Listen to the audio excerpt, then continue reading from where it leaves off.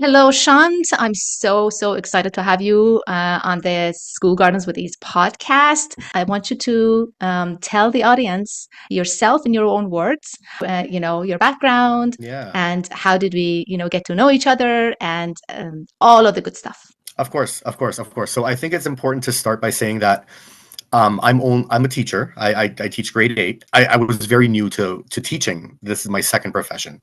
So as of right now, I'm only about 5.5 years into the career. So that being said, when this opportunity came to me, I was still trying to get my feet under me, so to speak, in terms of getting my programs ready, my all the fun stuff that comes along with teaching, and especially as a new teacher. I just want to start off by saying I was very new, and part of that is the reason why I wanted to jump into this program feet first, but I was also a little bit hesitant to get into it as well because of all the other things that I had going on. Right. So when you say this program, because the audience might not know which program we're talking For about, sure. you're talking about the Oasis Classroom Yeah, program, right? that's Okay. right. Yes. So I think it was about 3 years ago that I received an opportunity through my administrators, saying that there's such and such a program where you get to garden with your students as part of the regular school, and it was facilitated by you, of course.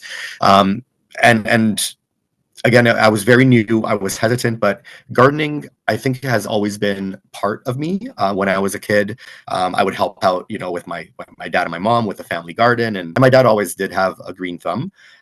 So I figured, I like it. I've tried growing, fruits and vegetables myself before, and what better way, as a new teacher, to try to incorporate some STEM curriculum, because I knew that STEM was going to be part of the new science curriculum.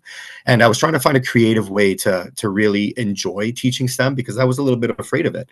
But doing, the connections between, sub irrigation and forecasting, and trying to find spaces, and searching for the sun, and all of those things that go along with gardening, I figured would be an amazing way to incorporate STEM into my regular grade eight curriculum.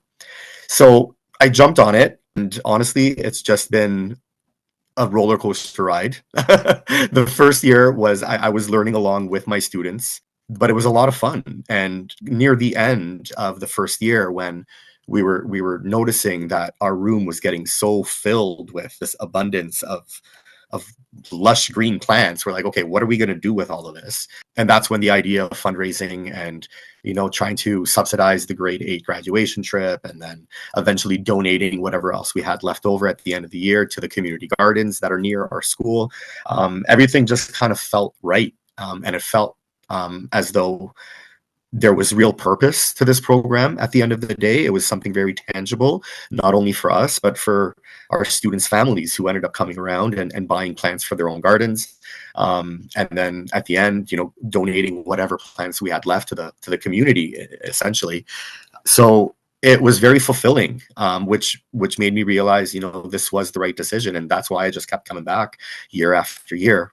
One of the things that kind of not stopped me, but gave me pause to think, which, I mean, if you're in the same shoes as I am, being a new teacher, I was like, am I going to be able to handle all of this on top of everything else that I need to do?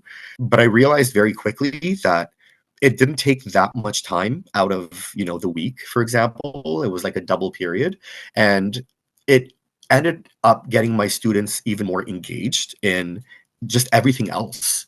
And it was really a beneficial tool to supplement other learning as well. So I figured out ways. Again, I was new, but I think that part of it helped me incorporate this into my overall strategy as a new teacher, so that I ended up building my entire year around this, more or less, incorporating it as many ways, rolling back to it, whether it was in art, or designing flyers for our sales, or in math and data management, when we were tracking the progress, the growth rates of different plants, and even talking about business, talking about return over investment, and how much we've invested in terms of our time, our materials, and what kind of profit we we got back at the end of the year. So there was so many teachable moments just related to this program that it made me realize, no, you know what, this is a feasible way of incorporating this for anybody that has any type of passion towards gardening, and getting their kids really hands-on learning with things that they can, translate to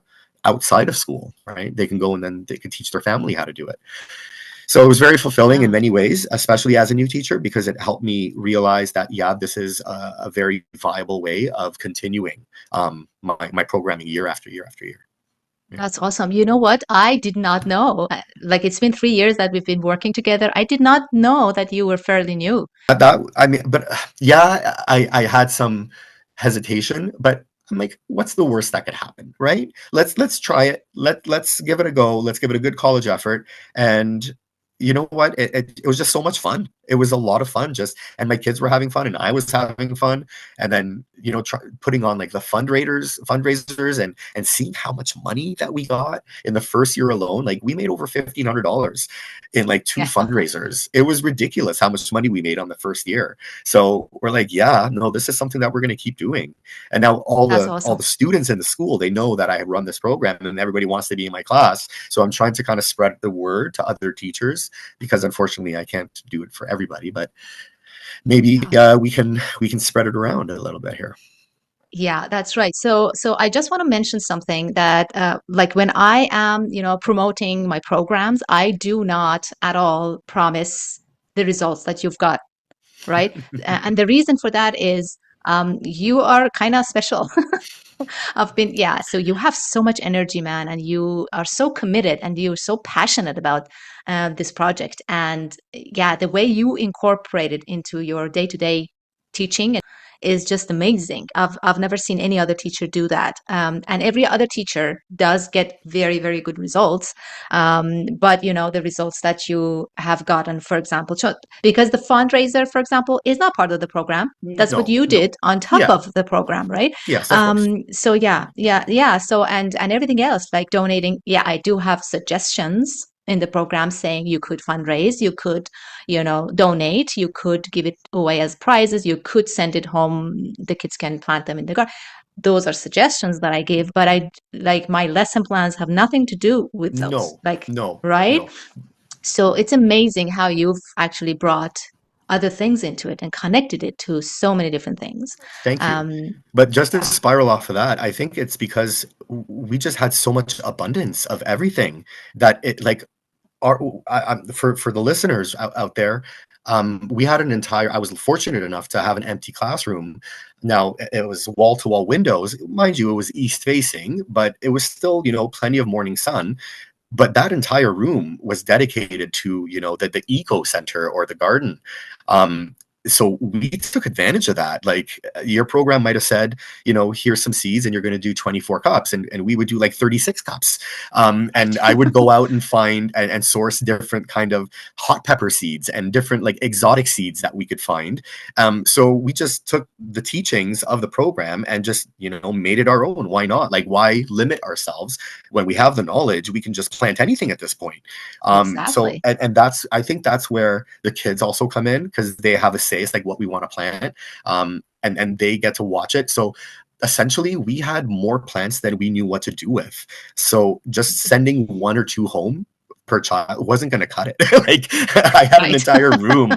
It looked like a greenhouse in there. It was insane how many things that we had. And they Right. were starting to like get like the peas, the beans the first year. Like I didn't know what to do with them. They just went crazy. Like so it was like Jumanji in there. So we had to figure something out. And I think that the necessity of being able to make sure all of our hard work just didn't go to waste in some rubbish bin somewhere. Like we had to find a suitable way of getting rid of everything before school closed down, because we couldn't. There are two very important things that you said throughout what up until now that I would want to go back to and emphasize those. The first thing, I mean, the second thing you just said is the abundance, right? So one of the main reasons that I even got started doing this, the idea of having this organization that teaches kids how to grow food came from permaculture.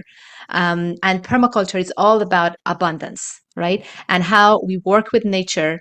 And if we do that, then nature provides us with abundance. And I have always wanted the next generation to know how easy this abundance can be achieved, right? Because we always think about, growing food, and we think it's hard and we always think about the problems that we're going to have, um, and also, we don't sometimes work very well with nature, but if you do that and abundance comes, that's very empowering, right? So I thank you so much for saying that, because even the teachers who just go with the seeds that I tell them to, plant in the program and don't even go out, and even those who just plant, with one seed per student, Right. those teachers also get abundance, right? Absolutely. Relatively, right? Obviously, yours went crazy because you Yeah. went out and beyond. Yeah. But that's a very important thing. And the second thing that you said before this, which I think a lot of teachers need to hear, is that you thought at the beginning that this was going to be something on top of your schedule, and you had worries about, how am I going to do this on top of everything else? But it actually was merged into your schedule and, connected to your curriculum, and the engagement went up, right? And when engagement goes up, then the learning in all the other subjects becomes more efficient and more enjoyable, right? Yeah, and it actually gave me ideas of how to teach other subjects, because sometimes you're stumped. Like, how am I going to teach data management in a way that's actually fun for the kids?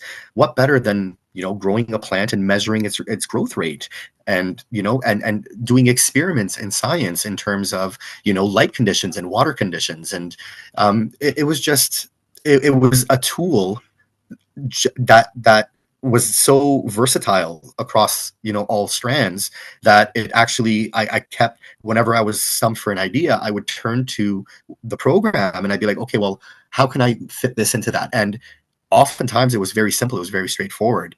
And I think that's what increased the efficacy of everything else that I kind of taught throughout the year, simply because everything was more relatable, it was relevant, it was hands-on. Like, the amount of ways that we engaged with it, when we started with the lentils and the sprouts and stuff like that. So we got the foundations for science and foundations for math in the beginning of the year, and then the second we started with the Oasis, I mean, the very first project, making your own biodegradable pot to plant the sprouts, that was an entire art project for us, right? And like we were talking about, precision in folding, and I teach French, so we were doing it in French, and getting the vocabulary built back up. So it was like a tool, just like any other in the classroom, but it's so versatile. It was like a multi-tool in the classroom. So it really helped me organize my lessons in a very logical kind of way,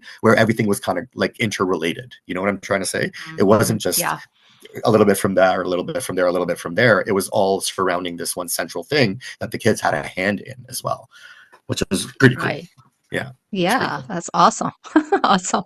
Okay, so we heard about how it went the first year, and I do Yeah. remember that you wanted to go outside and yeah, upgrade this to an outdoor garden the second year, but that didn't happen. What happened there? Tell Yeah, me. I mean, me, Layla. Like you said, I'm a very energetic person. Sometimes I just, jump in head first without thinking, and hope the net appears. And oftentimes it does. What happened after that first year was that we still got around to the Oasis Classroom project. We still got it done. But taking it to that extra step, I think it would have been too much for me. So I said, you know Right. what? There's always next year. But then next year came, and I still had hesitation about taking it that step further. What stopped that hesitation? What stopped it? You know what made me say, okay, yeah, now is the right time to do it? It was when you presented to me the Kaha planter system. And The Kaha planters are amazing, aren't they? the fact that, I mean, they were pretty much, they took care of themselves. Mhm. That they needed very little attention during the summer. That was that was a plus, a very big plus for me to be like, okay. But then when you said that the program for Kaha comes with everything you need to get it started, it gets all delivered. you're there to like survey the area, make sure we're placing them in the right spot, making like I knew I was going to have your 100% support with it. So it wasn't like they were just going to dump everything on the curb and be like, good luck. Right? So I knew that you're No going to be there. way. Like there was so much support throughout the, I mean, this entire program, there's never been a moment where I didn't know what to do, because anytime I had a question, I just asked you, and you gave me some brilliant ideas, multiple different ideas every time. So I knew I was going to have that level of customer support, as they call it. So that also was a plus. And so I'm like, you know what? I think it's time. So I it was still scary, don't get me wrong, just because it was something new all of a sudden, and I just getting Yeah, comfortable with the old, and I was, I was getting into the groove, and now it's something new on top of everything else again.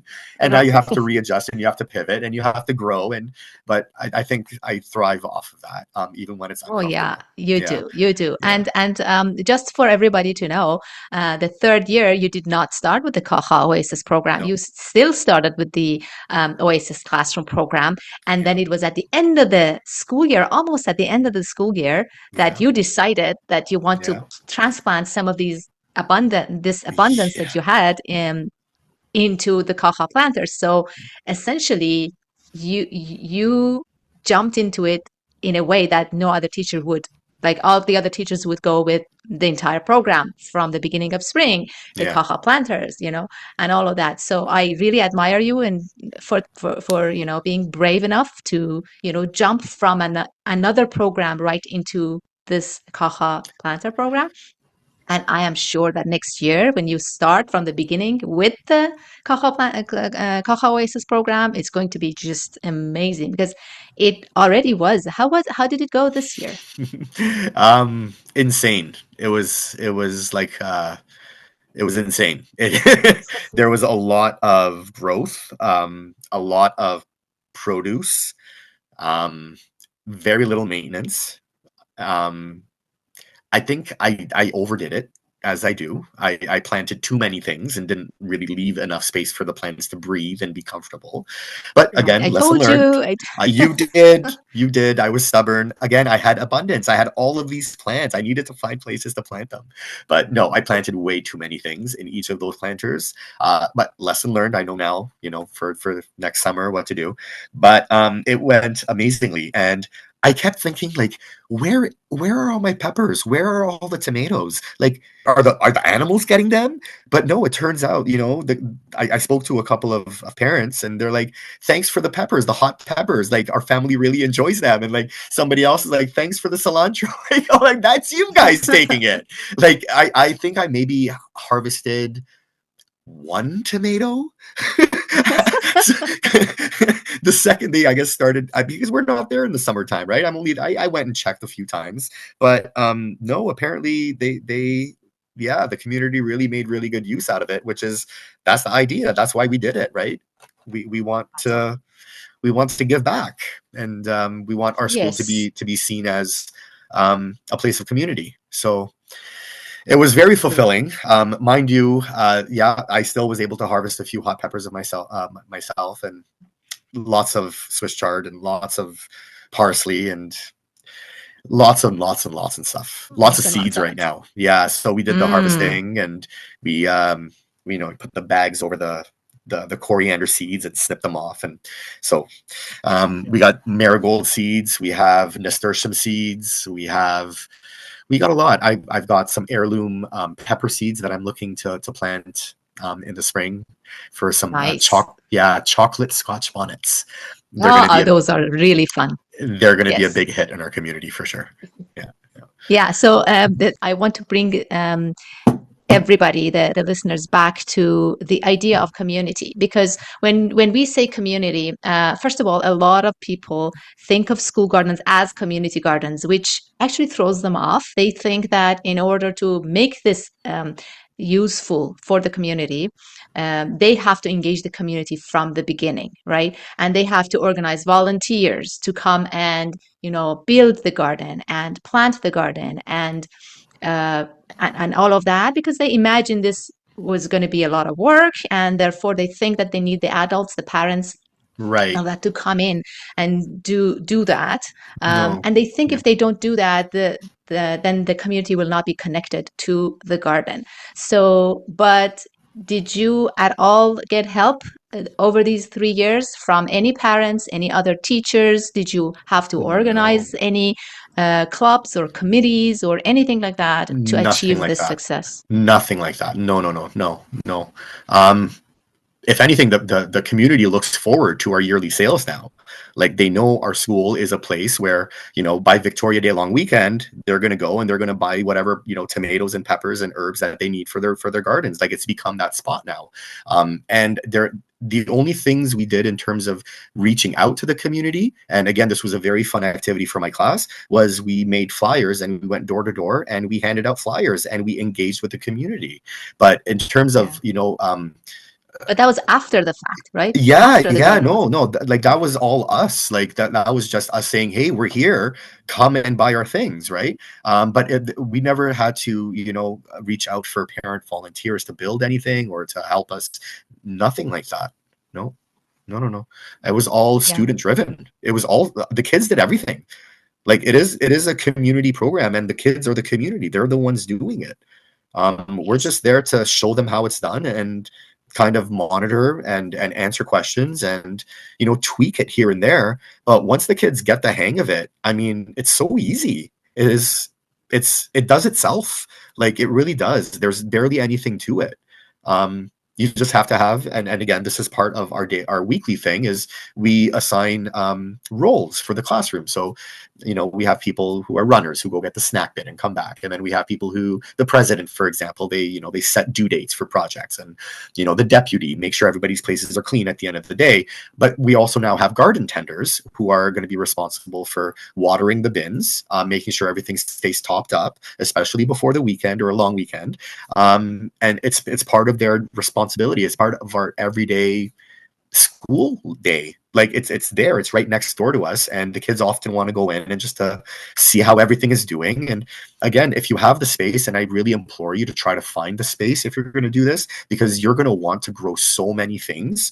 It gets addictive. It's a little bit scary. Like I had to stop myself near the end of the year. I'm like, okay, no more, I need to stop. Like, where am I going to put everything? But you find places. Like you find places, and as it gets warmer, you start hardening them outside, and you just leave them outside, and you have more space inside to do other things. But no, in terms of the extra workload as a teacher, having to recruit parents or volunteers, no, nothing like that. In fact, the only volunteer thing that happened was over the summer for the Kaha planters, as they needed to be watered. I actually, because I teach grade 8, my students are going into high school next year, and they need community service hours. So I offered them hours, whoever was willing to come by. And I had 3 dedicated students who every week came around, make sure everything is topped up. They filled out a little clipboard saying that they came on this day, and then in September they all came around with their community hour work, the sheet that I had to fill out, and I gave them all hours. So it continues even after the school year for those who want to get a head start on those hours for high school. It's a great way. I literally had to do nothing over the summer. I came around 2 or 3 times just to harvest and see how things are going and send you pictures. Like other than that, there Yes. wasn't. It was like you just let it go and it does itself. It was very easy.